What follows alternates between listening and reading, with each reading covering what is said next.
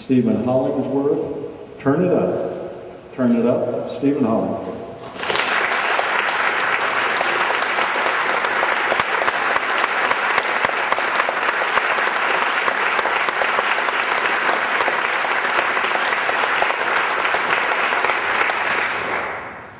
Have you ever been stopped at a stoplight and a car pulls up next to you and its music is so loud that you start to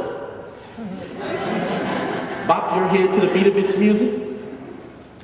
Mr. Toastmaster, fellow Toastmasters, and most welcome guests, this happened to me when I was 18 years old, driving my 89-year-old great-grandmother to choir practice.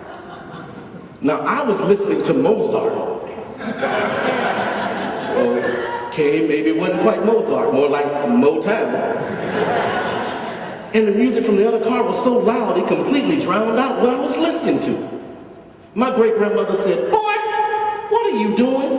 Don't let that car drown out your music. You turn up the volume." And she reached for the knob on my radio. She turned it up so loud, in fact, I couldn't even hear what the other driver was playing. And that's the way she was. She always lived with her volume turned up loud. Her name was Mayoni Logan, and we all knew her as Bomo. She had such a zeal for life, living and loving every moment of it. And then she told me, don't ever allow anyone to drown out your music. Your beat is just as important as anybody else's.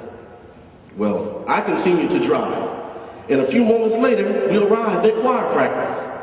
And I was happy to take her because I knew my friends were going to be there and I could hang out with them. And right in the middle of a very important part of the song, I could hear my granny's voice over everybody's. She got louder and louder. The choir got silent. My friends started to laugh and make fun of her. And I became embarrassed. And I just wanted to run and hide. The choir director stepped up and stopped the music and asked, "Why did you all stop singing? Why didn't you follow Bomo's lead? She was singing the song the right way." Well, after choir practice, I asked her, "Why did you keep singing when everybody else got silent?" And she said, "Baby, sometimes you have to sing loud when you write, even if you have to sing all by yourself." Bomo was great. She became like one of my best friends. She even used to watch my friends and I as we practice our breakdancing moves. Well, one day she was watching us practice and she said, "Boys, what y'all doing, ain't dancing?" And she had us move the furniture out the way so she could show us her special move.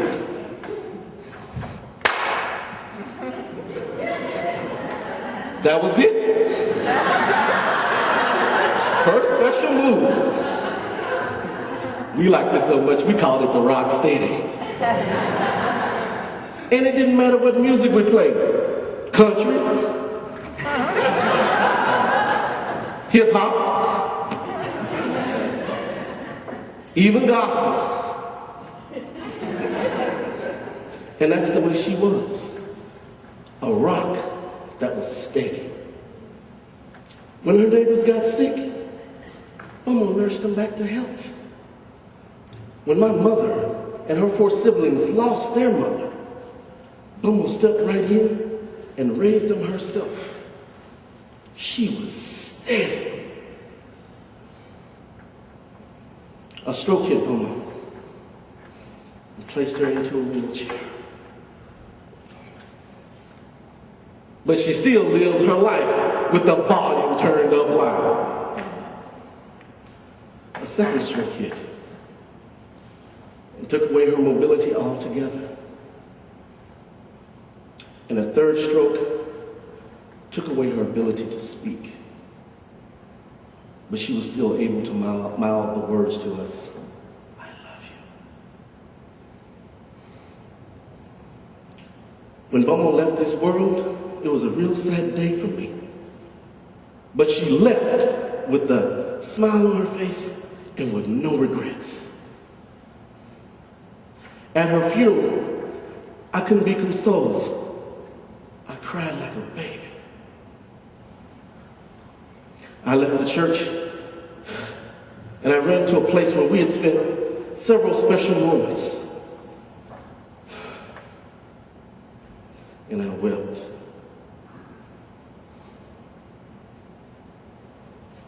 But I could still hear her voice saying, "Mark, why are you crying? Don't you know I would never leave you?" When I think about all the lessons that she taught me, she was right. Because she still lives out loud inside of me. I can still hear her saying, "Don't ever let anyone drown out the message of your life. You turn up the volume.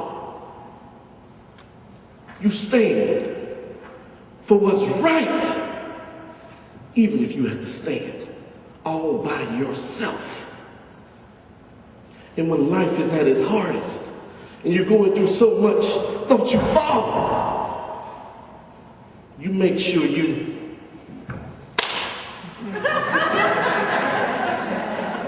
rock steady.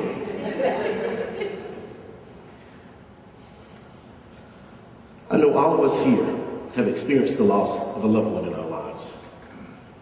Mother, father, siblings, grandparents, spouses, or friends. And at times, when we're going through things that are really tough, or when we're experiencing moments of great triumph, we can still hear their voices with whispers of encouragement or shouts of pride. Because just like the Oxygen Network slogan says, while they were here, they lived their lives out loud. So the next time you're at a stoplight and the car pulls up next to you with this music up loud, are you going to